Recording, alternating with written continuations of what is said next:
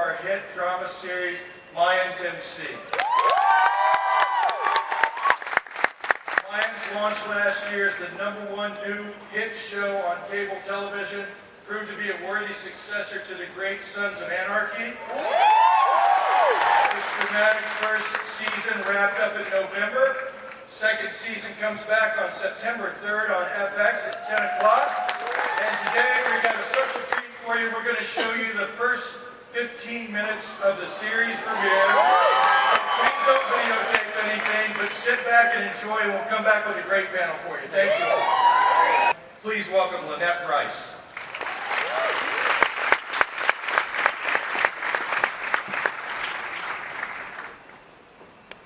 Wasn't that the perfect feel-good follow-up to Riverdale? I mean, I just love the organic nature of this. All right, let's get to our panel. First up, Vincent Rocco Vargas.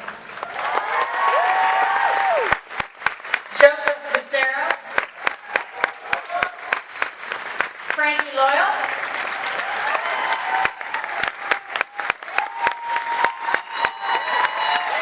Antonio Aramillo. Raul Max Trujillo.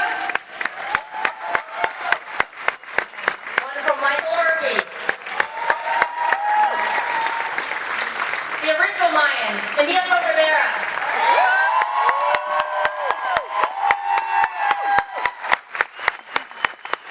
Danny Pino.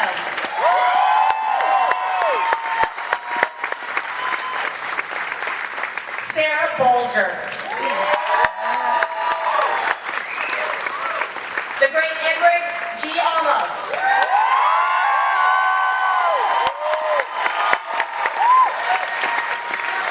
Clayton Cardenas.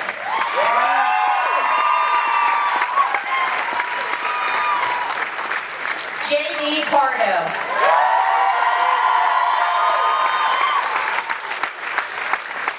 The executive producer and director, Kevin Dowling. And finally, the great co-creator, Elgin James.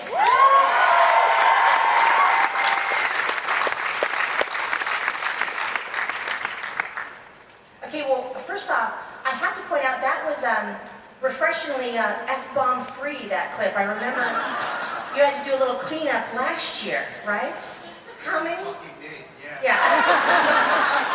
You threw like, what, 11 or 12 F-bomb? That's a lot. I enjoy counting those. So those scenes don't look like they were shot in West Hollywood, right? Where'd you go? To Mexico. Mexico. This is the homeland for it. Yeah, absolutely. Wow. So easy. Not my homeland. My homeland's Boston, Massachusetts. Homeland of the Mayans MC. So easy is way in deep now, right, JD? I mean, there's no turning back. There is no turning back. And, you know, Mayans, they're full throttle, so it's exciting. I think what's surprising what's going to be surprising to the audience is just how easy it takes to all of it. Easily. Oh, sorry. No, you're right. First time doing that, like this whole 2 years? Yeah, I don't know. I was working on it. I was trying to figure it out. Michael Irby, before I forget, that your hammer thingy, it looks like Thor. It belongs to Thor. How heavy is that? That's probably got about 8 pounds on it, you know, but yeah, it's a righteous freaking tool right there. It really is. Judge, jury, executioner. All right, before we go into the second season, I wanted to go over some key moments from the first year. There's so many awesome things to talk about. So what we're going to do is we're going to flash some slides from those moments, and we're going to break them down. Great. So let's... Let me see it. Okay. Oh, here we go. All right, here's the first one. All right, okay, we all remember this. Yeah. So, can we talk about the choices that were made here? Because, and how it was done. I want to start off with you, Danny. Yes. How early on did you shoot this, and was it fun? You want me to be honest? Yes, please be honest. That is Galindo's weight loss program. And I gotta say, it was really quite fun to shoot, to be honest. No, listen, to be play a character who has such, you know, range, right? To be a family man and yet be capable of doing something like that with great lighting, by the way, you know, it's a gift. It was a special effects wonder, you know, what you did. Why did you make that? That wasn't special effects. Totally armless now. What was the point of that? You wanted to establish that, you know, there's no bullshit with this guy? What We was want to establish just how badass Miguel Galindo is, you know, and we wanted that iconic scene, which became an iconic scene, and also I think just to, everyone loves Danny Pino. We've all been watching Danny Pino for so long. It's been so dear to our hearts. Well, we also wanted to show you a different Danny Pino right out the bat to show you what this character is going to be about. The real Danny. Real Danny. That means a lot to me, the checks in the mail. And I'll tell you what, man, that scene, reading that scene from the very beginning set the tone for Miguel and what he was capable of. So thank you for that. Okay. Next up. So, a few children lost their lives in season 1. Talk to me about this. This was pretty... You know what? Carla's not here. Carla couldn't make it, and she sends all of her love, and she's sorry she couldn't be here. And so she can't really be held responsible for this, so... Angel, you want to talk about your girlfriend and what your girlfriend did up there? I don't know if she's like my girlfriend. Can we see that? Can we see that shot again? I don't know if you guys do remember this from season 1. Do you guys remember this? Yeah. Have you seen? So this little rat, right, was infiltrating us, right? But this is how we deal with rats. This is how MC deal with rats. Is this really how we do with rats? My man. Easy. My brother, Poncho. It was a big deal because, I mean, you killed a kid. We Was did there kill- any pushback from the network on that? What was the conversation? No, the kid took it all. The kid, yeah.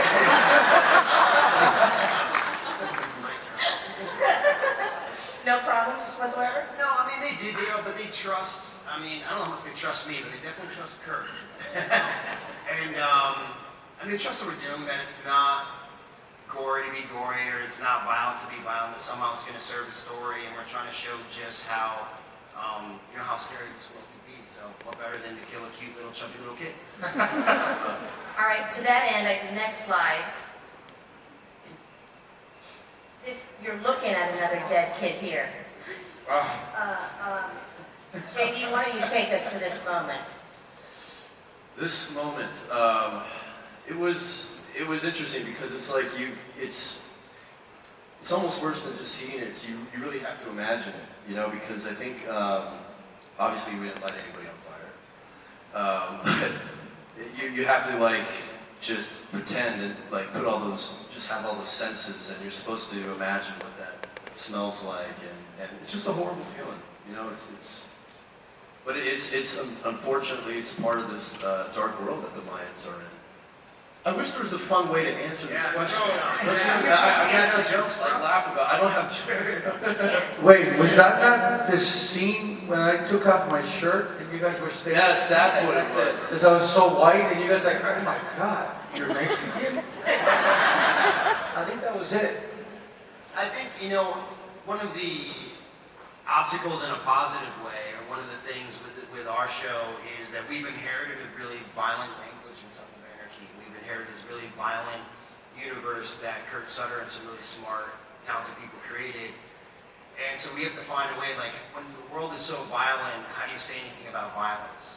And so we have to find our moments to be able to do that. We're trying to tell these really grounded truths in such a heightened world, so that's the balance. And now's one of those moments where I'm talking about when Antonio takes his shirt off. He's just disgusting.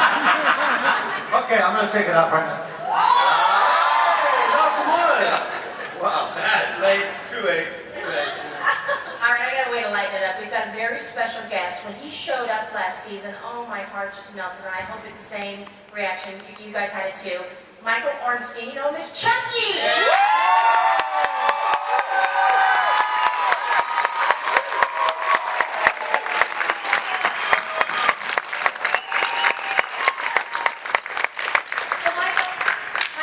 So too. You're exactly that same way. Yes. Yes. Can you go back and tell us about that call that you got? Did you get a call from Kurt saying, please join us? How did it work? Yeah, I got a call from Kurt saying, are you in town? And I said, yeah, I'm in town. And he said, all right. And 2 weeks later, I found out about this. And then, yeah, man, I went to my first costume fitting, and here I am. Michael he's just such a part of our soul, and I'm so happy to be here with us tonight. But he's such a part, like, I know he's part of the ligature, the ligaments that bring us back to Sons of Anarchy, obviously, as does our El Padrino, but we've been just so lucky to have Michael with us. He's just a special, special person, an amazing artist. All right, let's go back to the tape. Okay, next slide. Okay, I included this because it started the whole my bad thing. Where did that come from? I'll let you take this, Elder. Yeah, fully. Well, you know what? It was written in a script, just in the first table read we ever did. And when you said my bad, it's kind of a throwaway line, and it just killed it in the room. It killed it in the room, and then we're just like, oh, damn. So we just did it another time, and then another time, and then his daughter Letty appeared, and she had that shit of my bad. But that was it. It was just a thing you don't really think much. You just read, oh, 2 words. Oh, we can say, oh, my bad. You have no idea what it's going to turn into. Does it crack you guys up? Can you keep a straight face? My bad. Yeah, it's Cute with it. no, he's very cute with it. Will you keep it as part of his shtick going on? Everyone's going to have to watch to find out. All right. I heard my answer to everything, by the way. I was like, please watch. All right, next slide. Now, I included this because I don't know about the rest of you, but I don't ever remember a villain in pop culture history who had French braids. So I just wanted the story. Why? I was eating brunch, which I never did until I moved to Los Angeles, but you have this thing called brunch all the time. And this dude showed up with his wild hair and tattoos on all over his body and on his neck. And he's like, yo, Elgin. And I'm like, do I know this dude from like punk rock? Do I know him from prison? Do I know him from Mayans? Do I know him from gangs? I had no idea. It was a little mix of everything. But he had moved to Los Angeles to be on the show, which was just incredible. He was living in New York, and he told his manager, I'm going to start growing out my hair. I want to be a Mayan. And so he moved, and we kept bringing him in that first season and bringing him again and again. And he read with them, and we loved him so much. We just couldn't find, we had such a great alchemy with all of our MC, right? We couldn't find the right way to place him. And Nestor was never meant to have tattoos and French braids, that's for sure, or those sniper glasses. But we just wanted to work with Gino, and Gino Vento's amazing. So that's what I'm about. So where do the French braids come from? Because his hair is that big. His hair is that big. You know how big his hair is. It takes a team. It takes a team. It takes a team. Yeah. It takes a village. And, So can you tease, will we see him this season? you're going to see him, yeah, you're going to see him. And, down there, Mr. Marcus Alvarez bumped up out of his position. So Heck we're yeah. going to see how that works out. Yes.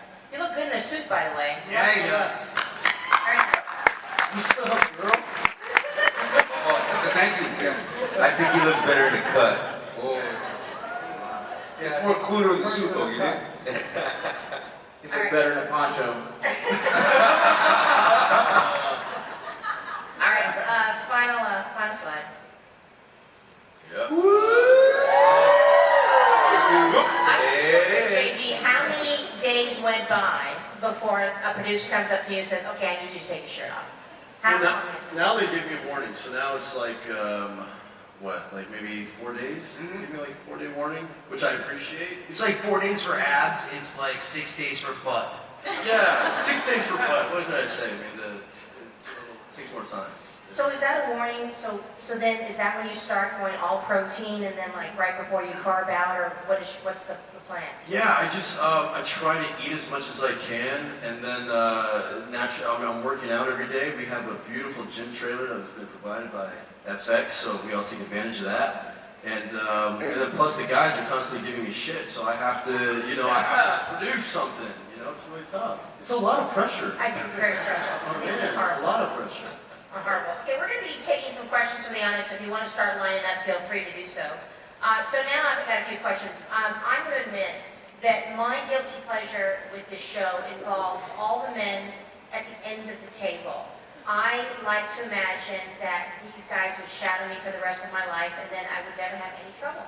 Because they seem like those kind of guys. I'm just curious for you men, way at the end, what is it like for you to sit around that Mayans table and do scenes? How does it feel? Please talk at will. So for me, it's I think it's the best acting lessons I can get from some of the gentlemen on the stage. I mean, these guys are well versed and experienced, and so as much as I'm enjoying being on set, I'm also trying to learn from the great ones and hopefully take that with me further in the career, wherever it goes. And so it's just a blessing every day to be on set. Joseph? Humility, man. Humility is key, and you're always able to keep your ears open from some of these guys.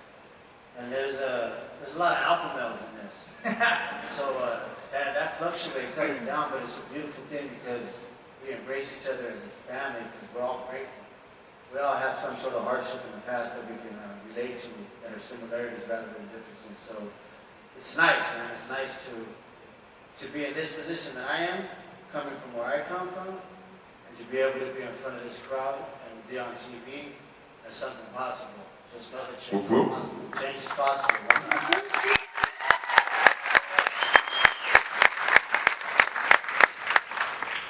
Frankie? I think sitting at the table with the guys it's intense what we're filming.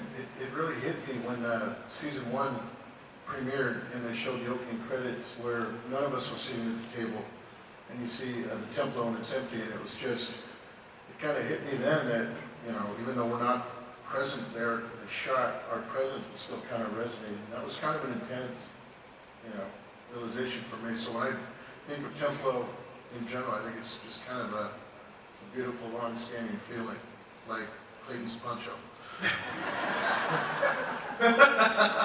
Raul, what about you?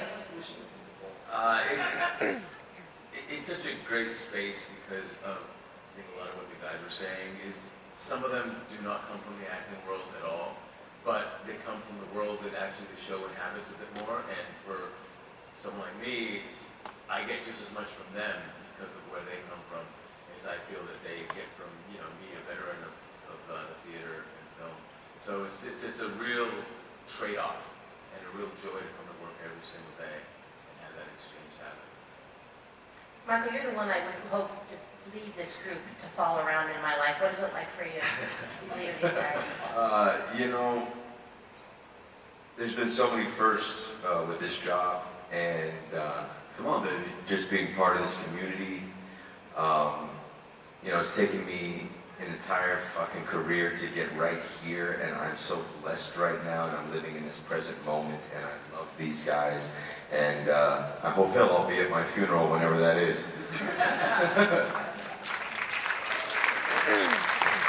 I may be projecting a little bit, but I'm just curious. Obviously, as these guys made aware, everyone has a story. Everyone has a past story here.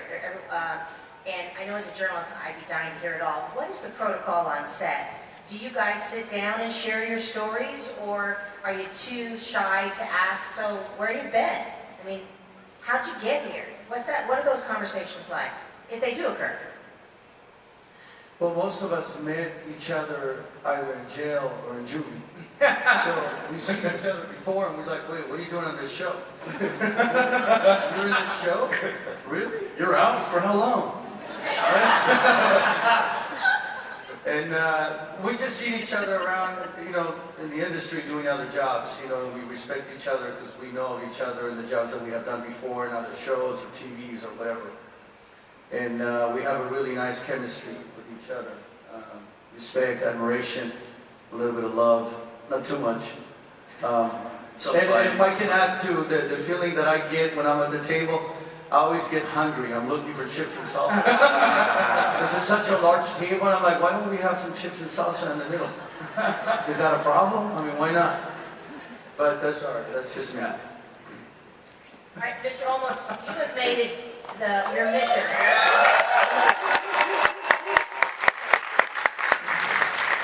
Charles, you made it your mission in life to make sure there's representation both in film and TV. And it is culminated with this great show. My question is, given our political climate right now, does it scare you? Does it worry you that this is also a show that portrays Latinos as bad guys? It's not that it's scary, it's just a part of understanding that we are honestly looking at stereotypes. We are looking at people in a stereotypical way, but at the same time, with every stereotype, there's truth. And there's a lot of truth in this show. And really the darkness of this show is what's giving everybody, energy to watch it. And it's like Dexter, Sons of Anarchy. Those are shows that people really gravitate to.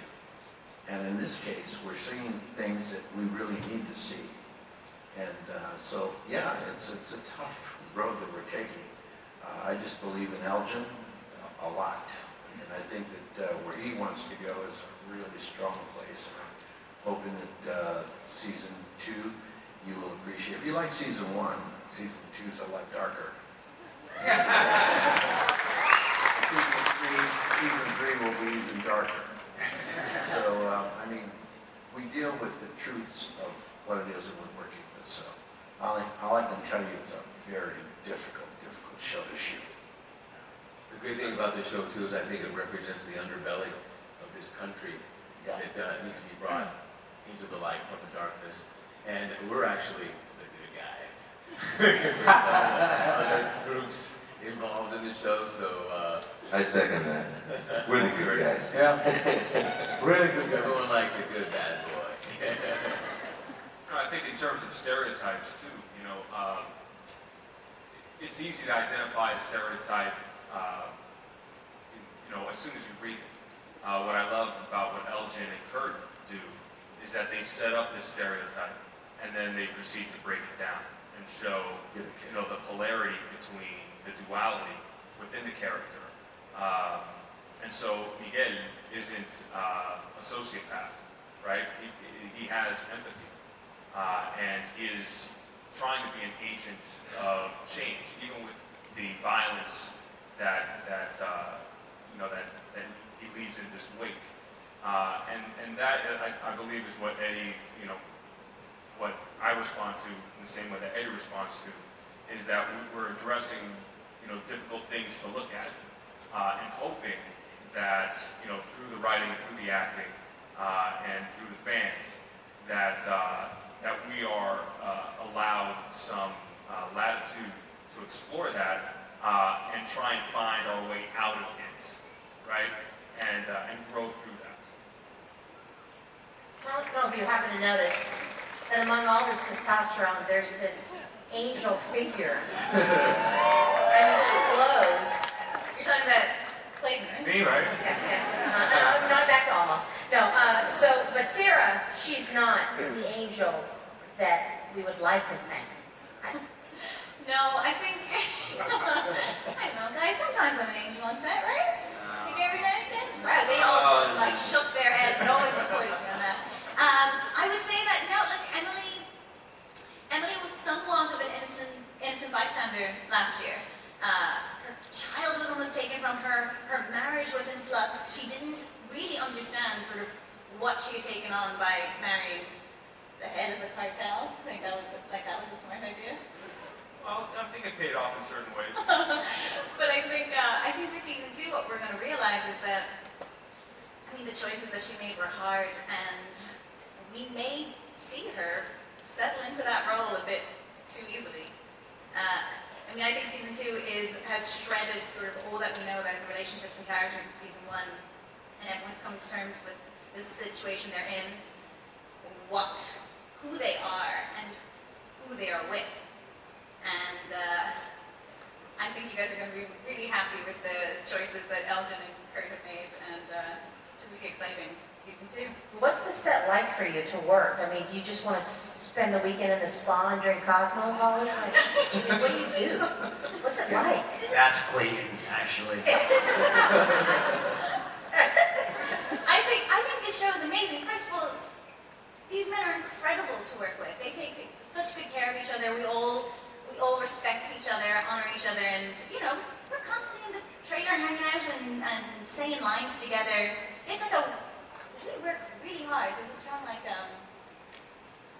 work dynamic, I think. You know, I'll say it is, you're here, it is a good opportunity. She is one of the most prepared, smartest, instinctual, most fun scene partners that I have had a chance to work with. And that's just coming from the heart. It's not because the fans are here, we got the panel here. That's the truth. And so she handles herself on set just fine. And I get to hang out with them a lot now because I'm part of the big, watching Danny and Sarah work together is like a master class. And that's real because I'm always learning and I'm learning from them, and it's a privilege. It really is. That's beautiful because working with Clayton is the opposite. And I feel like I have to go back to class to... I'm a wreck. But I like your poncho. Clayton, is the swagger back? Is the swagger back this season, Clayton? Say that one more time. Is the swagger back? The swagger never left me, man. Look at the poncho! Look at this poncho! The swagger never left! Don't you guys want to know what's going on underneath this poncho? Wait a minute, do you all really love poncho? Is this...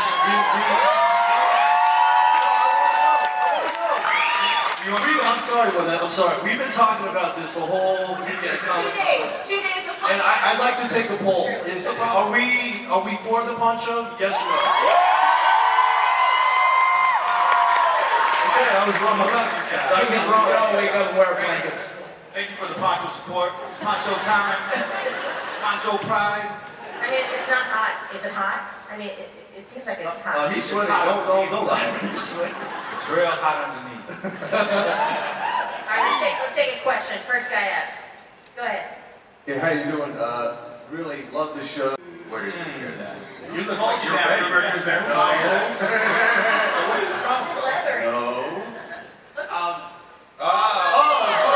Beautiful. All right. Hey, you don't know why Happy killed their mom, do you? Can you ask him for us? I think he's pitching himself for a part of the show. Can you tease? Is there something? I mean, it's a small world, the MC world in real life, and then obviously in our pretend universe. And if someone does kill someone's mom, chances are, especially someone as smart as that guy, and well, not quite as smart as that guy, there's a chance we're going to see some Sons of Anarchy members for sure, man, for sure. A great first season. I hope you guys stick around for a lot more. My question is, Thank you. I will. My question is, do you get any input or feedback from motorcycle members, club members, that you guys incorporate into your... I do. I travel throughout the country throughout the year, about 8 times a year now. And every time I go somewhere, the leader of pretty much any motorcycle MC that's out there wants to meet me. And they actually give me props, man. They're really cool. So that's who you want to not say impress, but you want to say you're doing it right. You dig? Of course, some of the stuff is exaggerated. You don't see that in the whole act in the club, but they dig it, man. That's cool. It's really cool. Well, as an extension of that, when you guys leave work, are you ever mistaken for true MC members? Or Everyone thinks I'm a Probably rock. not once they see they're wearing makeup. That's probably. You don't wear the cut, out of respect. You can't wear the cut, it's the way or lion cut on the bar. That's not just out of respect. You don't do that, but no, it's pretty cool. There's been times when people wait for you when you're at a bar and they wait for you to come out, and you're like, hello? And they want to talk to you, and you have to tell them, listen, I just played one on TV. All right, relax. Because they want to go at it. And then we, have a beer and talk about it, make jokes. And they're really supportive of the show. They really are. They like what we're doing in the show. They like the vibe, the color, the tone. And so that's a good thing. all right, next question. Hi there. Given the nature of current events, you touched on this a little bit, I'm wondering if we're going to see any of that play into storylines of what's happening at the border, refugees and migrants at the border.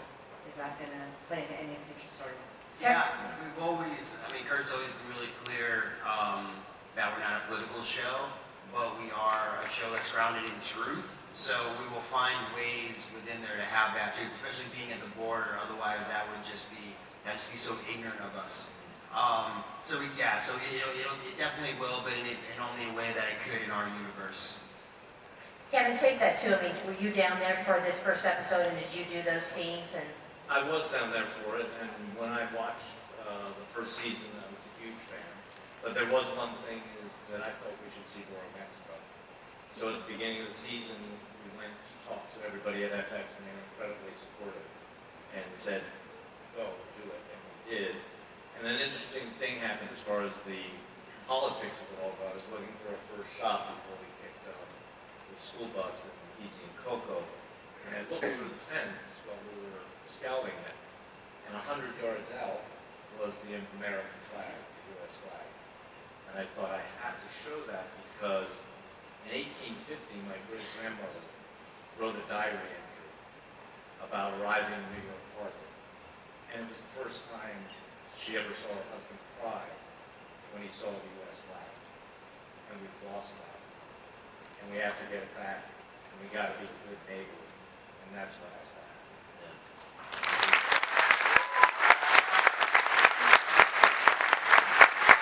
Just so everyone knows, Kevin Dowling, who's an amazing director, directed that what you just saw, the season opener. Is that what you call it? Oh, wow, it's lost of words. Because he's so brilliant. But he came on to help us with the show and help the look of the show and help the soul of the show. And he's done an amazing job as our director-producer. So thank you, brother. Really appreciate it. Really appreciate it. Thank you. all right, next question. Hi, I love the show and you're all amazing. My question is, now that the Galindos are back together, will Easy ever find true love again? Yeah, he's wearing a poncho. Abs like that. That's a different kind of movie, bro. That's a different kind of movie. That easy. What can I say? I mean, Sarah's got to jump in here too, because I said this to you before. I don't feel confident that you two are going to come together. You know what I love about this is what I love about the show and just the truth and the relationships. It's like we all want things to happen because it's nice and it's neat and it's the dream. But sometimes they don't, and that's not to say that it won't. And I'm rhyming now, but yeah, we're aware of it, and we're also casting. We're looking for some casting. Are you available? Sarah, did you want to weigh in on that? Will they or won't they? I think here's the thing. I think that we haven't even completed filming the second season yet, and we are always shocked and surprised by where the next episode leads. And I think we're all going to be surprised, and I think we're all going to be really happy where it all lands. I feel like I'm the elephant in the room in this conversation. I don't think so. I'm more curious about Clayton's medallion. What do you got there? Are we gonna have to take a poll over the? It's like that thing on the staff for Indiana Jones. Is that what it is? Yes, that stuff. Raiders of the Lost Ark. Yeah, I mean, like show secrets. Yeah. Yeah, I don't see the problem. I was thinking more Iron Man, dude. Iron Man. Oh, Nice. All right, sorry. Next question. There we go. Hey y'all, what's good? My question for you guys is, how did you all feel finding out there was going to be a Sons of Anarchy spinoff with a strong Latinx influence and a predominantly brown cast? That was a dream true, right? I mean, for all of us. Yeah. Especially because we were fans of Sons of Anarchy and fan of Kurt Sutter, and then when we heard Elgin James was attached, that's a dream come true, man. To have writing like this and to be able to play with your brothers, people that look like you, that come from the same background as you, that you can't ask for anything better. It's twofold. It's twofold. I mean, the first thing that came across my mind was, we have got to kill it for the Sons of Anarchy fans.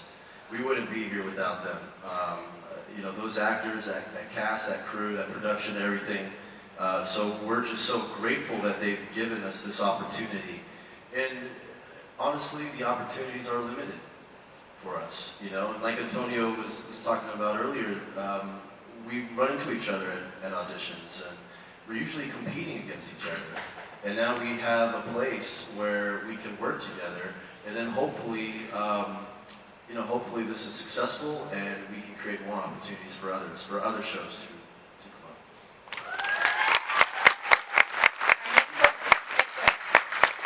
Hello. My question is just, are we going to see the MC be more autonomous, and maybe down the line eventually just cutting cords with the cartel and saying the MC comes first? That's a great question. Yeah, great question.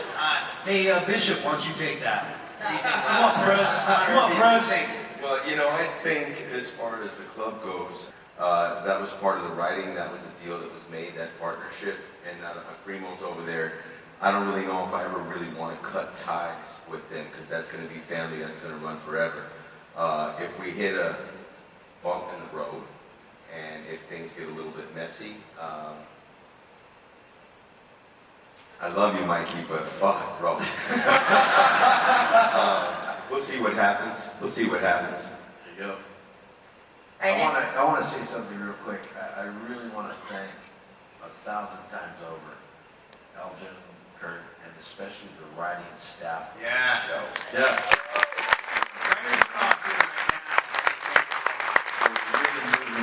Strong way, and like we are all, you got to realize something. When we see our scripts, we see it at the table read. Like you see the show and you sit there and you watch it for the first time, we get to see the script when we sit down at the table to read it. And we're shocked. I mean, we're like you guys. We're, oh my God, this really happened. And, there's tears, there's laughter, there's really anxiety when we're reading it.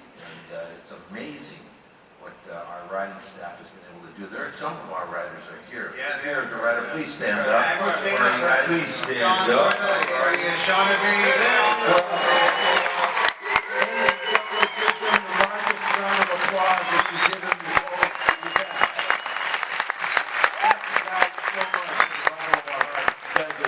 We're up here, and I got to tell you, without you guys, we would have nothing to say. Yeah. And really quick, I just want to say also that this show happens because of all of you. Yes. You tune in, you watch it, you guys give us this job, this opportunity, so thank you. This is, I love you all for that. Thank you.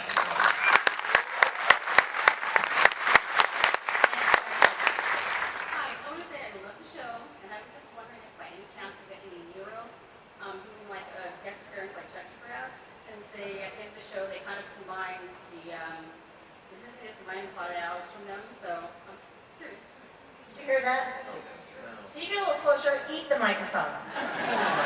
Nero's coming back. I just want to know if you, make an appearance because if you remember, the Mayans actually buy all those weeks of deal and buys business from them. Yeah. So I'm just curious if by any chance we get to see a little bit of him, maybe. You never know. You never know. Yeah. You never know. We're really careful about, because there is this whole mythology universe that was created, so we're really careful about picking our time. Chucky was the first one we wanted, obviously, and got. And like bringing back Lincoln Potter, bringing back obviously Happy, and he killed their mom. Right here. He did not do that. Happy did not do that. And Rusty and so forth. But yeah, names get brought up a lot, but it's always about what's organic for the story and what won't mess with, the universe. Okay, next question. Hi there. My question is for JD. I absolutely love the show. I would like to know, when is Easy going to go from being a prospect to a full-blown Mayan? That's a great question, right? That's a great question, and I think I'll decide that for you. You gotta talk to my sponsor. When he learns how to ride the motorcycle. Oh, please, bro. Please. We can talk about who rides great on the show and who doesn't. Let's have that conversation. But that's the question we should prospect life is hard. But you know what I love? I love that we're taking, I love that it's a journey to get there, right? Because with Sons of Anarchy, you just, you see Jax, he's the VP, and you're just tossed right into it. And this kind of felt like, especially season 1, felt like a prequel a little bit. You know, it felt like, you know, when all said and done, people are going to say like, no, you got to watch Mayans season 1 and see, you know, the rise of Easy. So I'm being patient, but I'm running out of patience. Next question. Oh, Jesus. Danny, I took a picture with you on the floor yesterday, and you were walking around with people who were cosplaying in anime. I'm not sure if it was like your family. So you were talking about breaking down stereotypes. Do any of you on the panel watch any anime? My son is obsessed with Naruto and all that stuff, man, so he's giving me a good education on that. It's good stuff. Great world. I thought he was going to ask if any of you cosplay, but I mean, if you want to answer that. My kids were dressed up in Naruto yesterday. Yeah, man, thank you for that. Listen, I think it's such a vibrant world, you know, anime. Not only are the stories amazing, but the artwork, you know, in and of itself. I mean, I honestly, my son loves to play the card games, right? He loves Magic and Buddy Fight and all that. And I stay staring at the cards just for the artwork, and I have no idea what the cards mean. He kicks my ass every single time, but just the artistry involved, you know, it's breathtaking. But yeah, I'm down with cosplay, man. I'm down. Next question.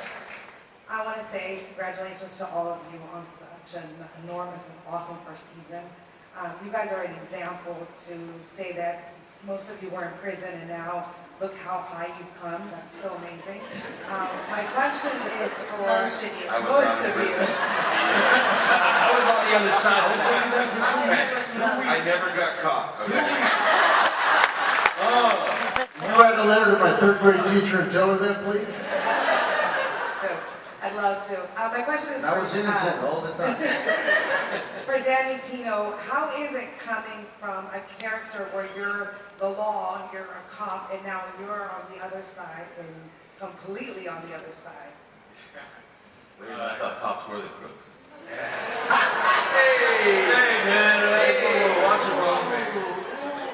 I missed it. I'm sorry. But and you know what? It's like I said earlier, it's a gift, right? To be able to play that range, right? To be entrusted with a badge, a gun, and to play somebody who is, you know, the pillar of the community, right? Like Amaro and like Valens were Cold Case and SVU. And then to play Galindo, who in my world kind of still is the law, right? You know, that's what you dream about, is to be able to play, you know, that range. And so the writers that you applauded today, Elgin and Kurt, you know, they're the ones who deserve, you know, I think most of the attention and the acclaim for that.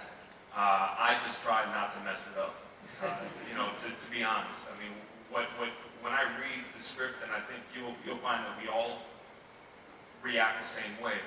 We get excited as fans of the show to play those scenes because they're so well written, and the dualities are so juicy to play. So I embrace being able to play this guy, especially juxtaposed with, you know, the other characters I play. Thank you. Especially he's such a... You know, but you gotta go back, if you go back 17 years, me and Danny played Brothers on the Shield, and Danny was one of the most vicious characters on TV. He had me killed, his own brother, come on, you know? It's time for you to go, man. You wore one too many ponchos, bro.